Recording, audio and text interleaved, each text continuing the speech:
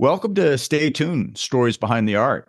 We're here today with Kyle Morgan from the Gimp Gangster Foundation, and we're going to learn a little bit about how he got started, what his organization's doing, and how that ties into some of the amazing drawings that we've done for him. Kyle, we've done a series of really cool drawings for your nonprofit organization, all different types of themes, and it really raises a lot of interesting questions. What's this about? Tell us the story behind your organization and how it got started. So honestly, I really just wanted some cool art for like people with disabilities because you really didn't see anything relatable for people with disabilities, especially people in wheelchairs, to have like a cool theme group. So there's a guy, he goes by Wheelchair Rick, and he has something called Wheelchair Mafia. And then that was it. And for the longest time, I was always waiting for that guy to do something cool, like bring a bunch of group of people together. I mean, he's doing a podcast now, which is really cool, but waiting for him to do something cool, like bring people together,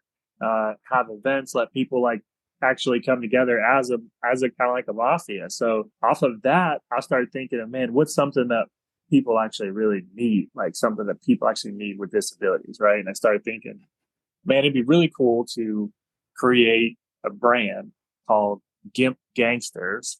Basically, just start selling stickers and just letting people slap stickers on their wheelchairs. That's kind of how it started, was just based on, stickers that people would love to represent and something that looked cool that should shed a different light on a wheelchair perspective, because wheelchair perspective, it's not cool. It just doesn't sound cool. Like, oh, you're in a wheelchair for the rest of your life. That's not really that cool. But if you kind of addressed it from a different angle, you can make it cool. You just have to actually put in the work and start to build a group of people to get behind you and help push you. And that's kind of how it started. That's not where it's at now, but it basically just started to let people have some cool that they could just put on their wheelchair to shed a different light on the wheelchair itself.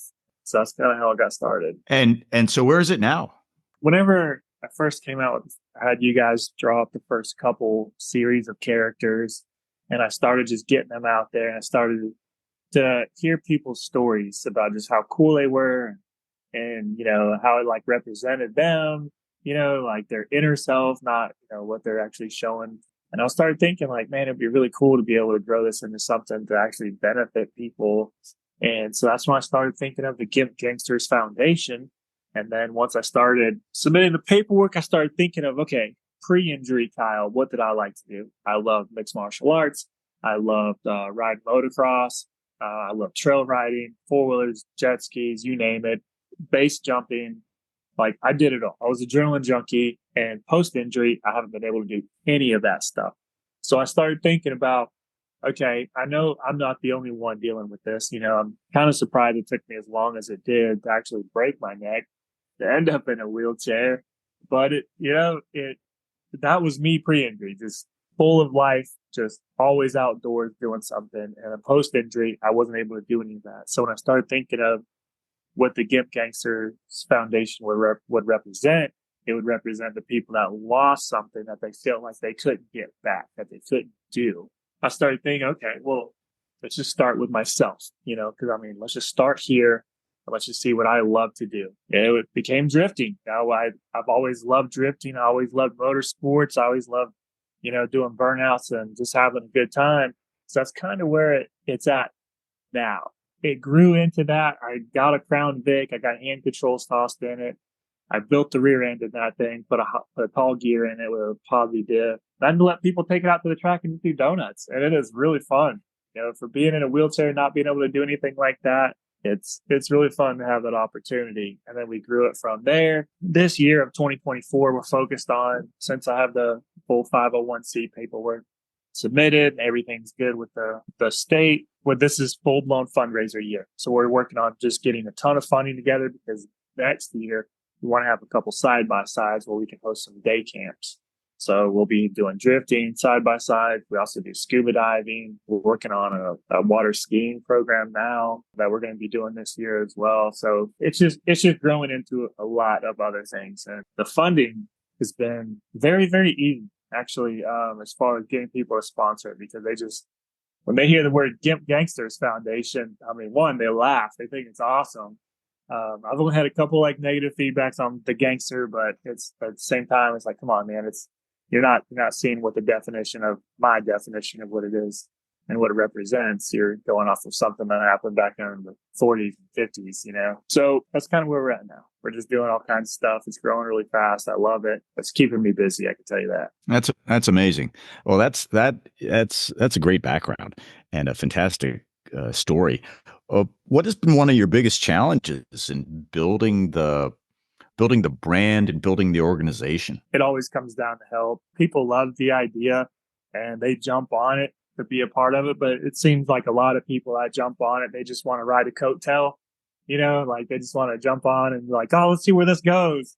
And if it doesn't go anywhere, they just jump off, you know. But getting people to actually be behind it and help me grow it and support it, gain traction has been the hardest part. It's a lot easier asking people for money. And well, it's a lot easier for people to give money than it is actually to give their time, which I totally understand. You know, it's just one of those things. But for the most part, I've got a pretty decent team built around me now. My board members, they're really good. So I try to build my board for the foundation around people that had their own experience they wanted to share. So I got my buddy Hunter. He's a big car guy. He's also in a wheelchair, very like-minded. He's always there to do whatever he can. A buddy Brent, he's in a water skier, adaptive water skier.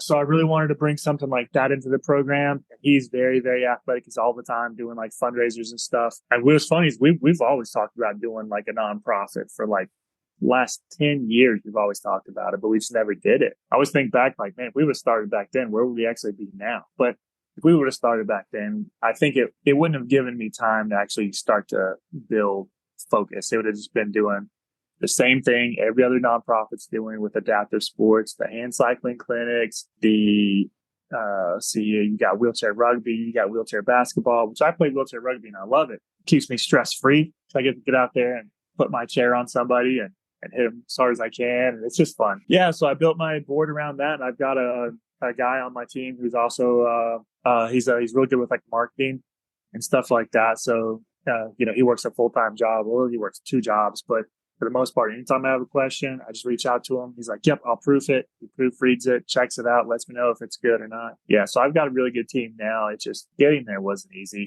It really wasn't. Yeah, it sounds that way. But now that you've reached this point, which really seems to be an inflection point where things are taking off, what's been the most rewarding part when you look back over this period of time?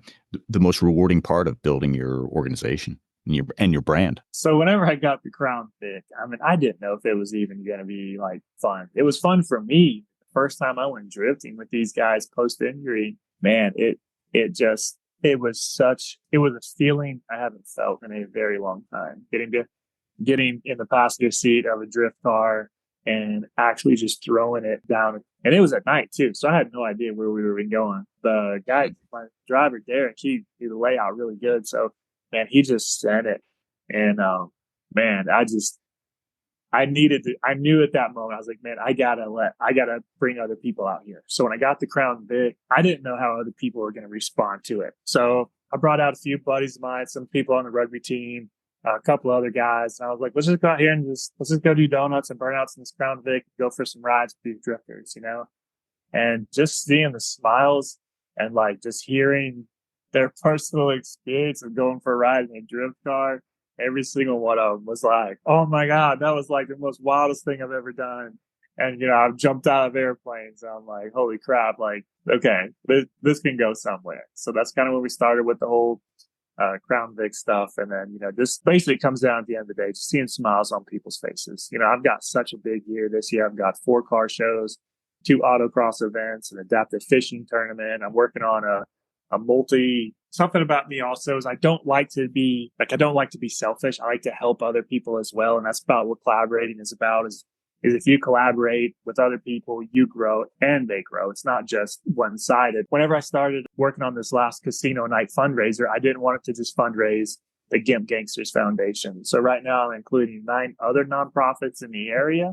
And basically you show up and you play for your cause, right? So you show up, you buy your chip stack and then you just start playing. And then whoever's at the end of the night has the most chips, the whatever foundation that they're representing goes to their foundation. Got a very, very big year. And it's just all about creating the crazy experiences that you wouldn't think would be possible from being in a wheelchair, period. But it's also just about changing people's lives and just making sure that they have a smile on their face at the end of the day. That sounds great. I guess also looking back, what's one really important lesson that you've taken away from this experience? So I'm very, very like fast paced. Like I'm the kind of guy, if somebody gives me a list of things to do, I'm going to try to do every single thing on that list as fast as possible. And the one thing I've learned is, and you got to be patient, because whenever I submitted the paperwork to start my nonprofit, it was like, okay, this has to be this has to all be in within a certain amount of days. And it was like, all right.